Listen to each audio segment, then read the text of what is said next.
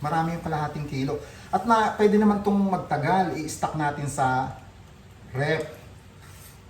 Oh, ayan. Luto na. Mamaya na lang, papakita ko sa inyo kung paano natin isasawsaw ang mga nilagang gulay at ang ating pritong tilapia. Sitaw at saka talong ang ating isasawsaw.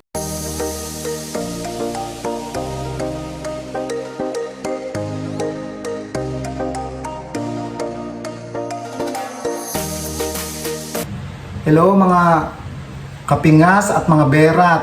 Ngayon, eto na yung sampalok na nire-request nyo kung paano siya lutuin. Isi-share ko sa inyo ang aking sikreto ng ginisang sampalok na sausawa na pwedeng sausawa ng mga nilagang gulay, pritong isda, at saka inihaw na isda. Meron tayong sangkap ditong nilagang sampalok at piniga, bawang, sibuyas, at saka siling maanghang. At syempre meron tayo ditong nor hipon. Masarap ang may nor hipon na lumalabas ang lasa at linamnam ng ating ginisang sampalok pagka meron ito. Meron tayong asin kung sakaling medyo matabang. At syempre meron tayong bagoong.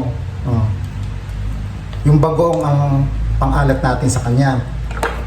At meron tayong asukal. At syempre merong pampalasa, dagdag lasa pa. Konti lang ito, betchin. Painit natin yung kalan.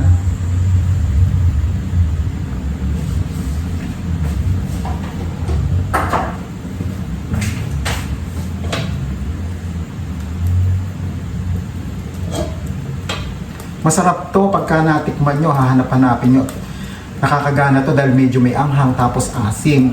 Masarap tong sausawan talaga ng mga nilagang gulay at isda, pritong isda o inihaw na isda. Ito ang sikreto ng Dem's Homemade dati, mabili ito. Kaya isi-share ko na sa inyo pati lahat ng sikreto kung paano siya lulutuin.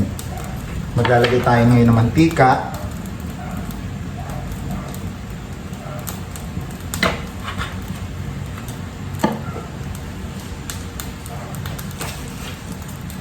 Pag mainit na ang mantika, bawang. Papupulahin natin ng bawang. Yan.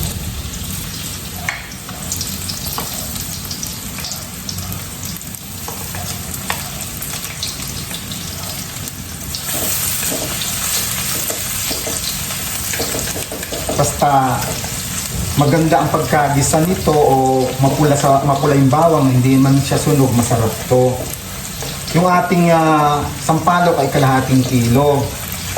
Ilalaga natin, saka natin pipigain, sasalain natin para mawala yung separate yung pinakabalat niya. Tapos yung bagoong isang tasa, yung hindi masyadong maalat na bagoong.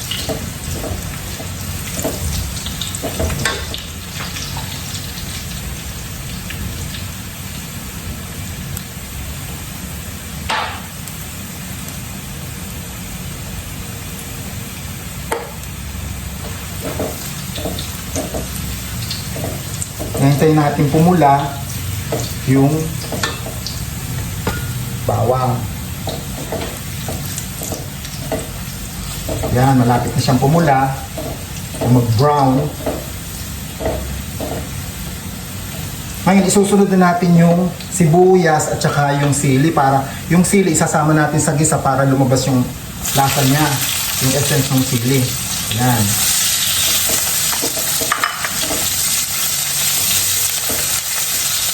Medium heat lang tayo, medium fire, at baka masunog.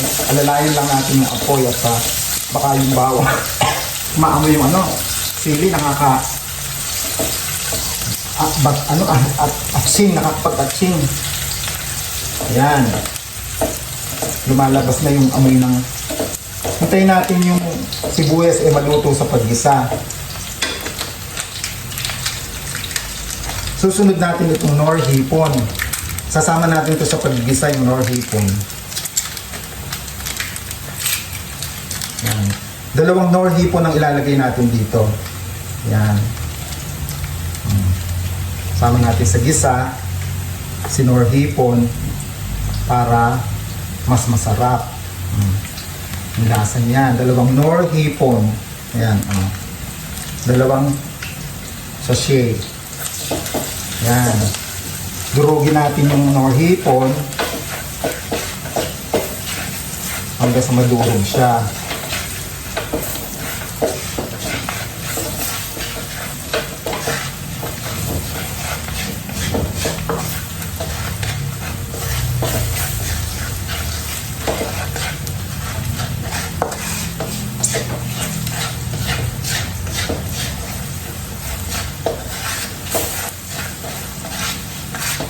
Yan, mapula na. Durog na yung Nor hipon. Ilalagay na natin ngayon yung bagoong. Yan. Yung bagoong, lulutuin natin mabuti para hindi siya malansa. Yung parang matutos ka sa paggisa. Ayan, nasangkot siya na yung bagoong. Ano na siya, natusta na sa paggisa. Ayan. Ngayon, ilalagay na natin yung ating sampalok na piniga, sampalok juice. Kalahating kilo to. Ayan.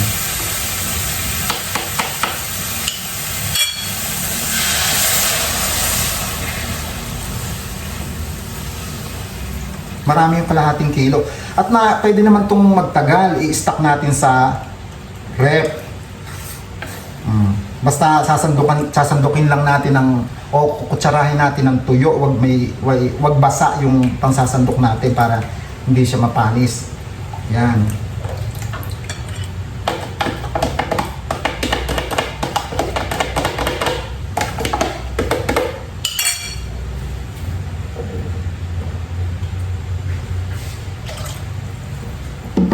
Mapapansin nyo malabnaw. Palalaputin nga natin ito. Ayan. Hintayin natin siyang lumapot.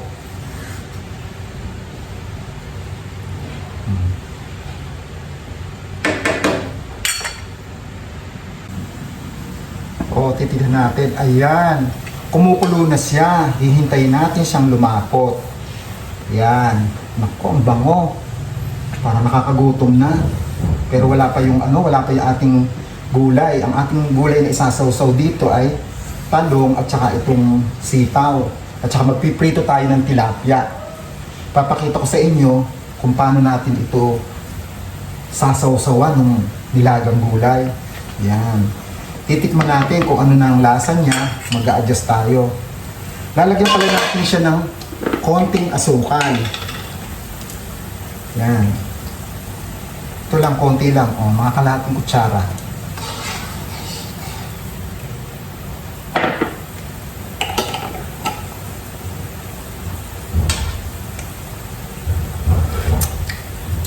Ayan. Diyos ko, ang sarap na. Kulang na lang yung mga isasawsaw nating gulay at nilagang gulay at saka yung ating isda. Ayan, masarap na siya. Nagbalansin na ang mga lasa niya. Hihintay lang natin siyang lumapot. Ayan, palalaputin lang natin siya.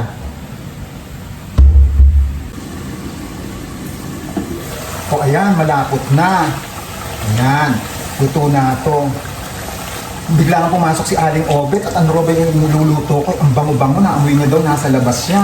Eh sabi ko, sausawa na sampalok para mamaya natin kakainin. Hindi pala niya alam. Kaya nabigla pa siya kung bango-bango daw. Tsaka napansin nyo, hindi tayo gumamit ng betchin. Hindi tayo gagamit ng betchin kasi meron na tayong ginamit na Nor hipon. May kasama na itong MSG. O, papatayin na natin yung apoy at luto na to. Ayan, malapot na siya. O, makikita nyo, ayan, ang lapot na niya. O, bagoong o yung sampalok na may bagoong. Ginisa natin yung tamarind dipping sauce. Ayan, o. Diba, ang lapot na niya. Mamaya na lang ulit natin ito sisistensyahan pag meron na tayong gulay na nilaga at saka itong pritong isda.